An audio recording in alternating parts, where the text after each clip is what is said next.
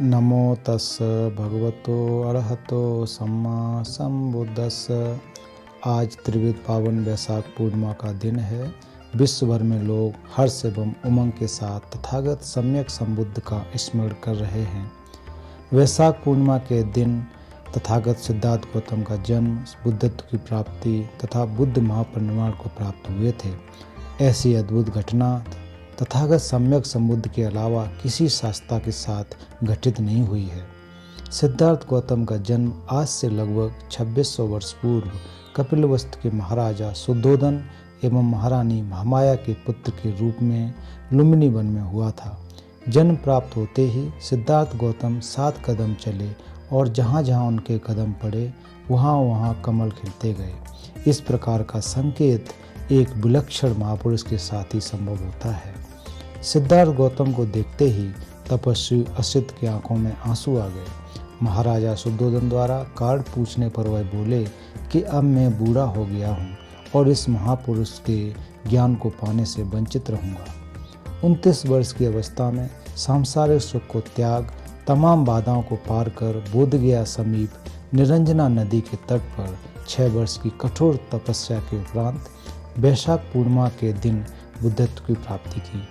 उनके इस गंभीर दर्शन को समझने वाले लोग नहीं थे, अतः वह 7 सप्ताह तक मौन रहे।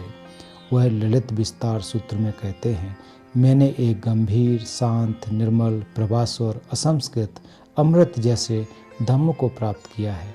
यदि मैं दूसरों को उपदेश दूंगा तो कोई भी इसे समझ नहीं पाएगा, इसलिए मैं बिना उपदेश दिए वन में ही वास करूंगा। अंत में संप्रत ब्रह्मा के अनुरोध पर बुद्ध ने प्रवचन देना प्रारंभ किया।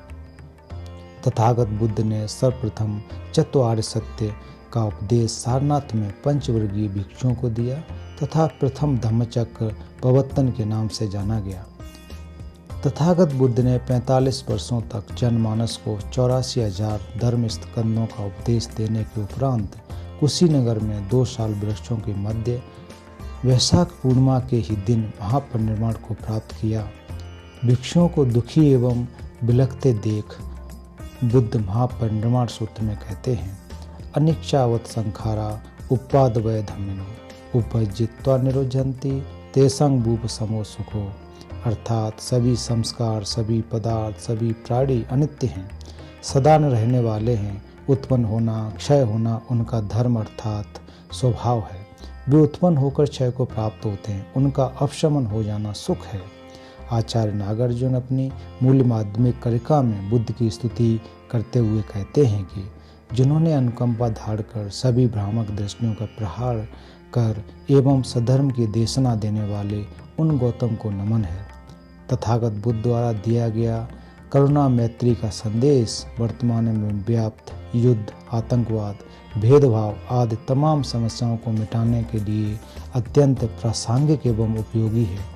अपने चित्त को प्रशिक्षित करना अत्यंत महत्वपूर्ण है।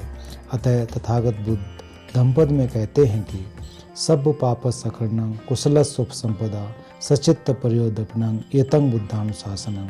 किसी भी प्रकार के पापों को न करना, कुशल कर्मों का संचय करना तथा अपने चित्त का परिशोधन करना, यही बुद्ध का शासन है।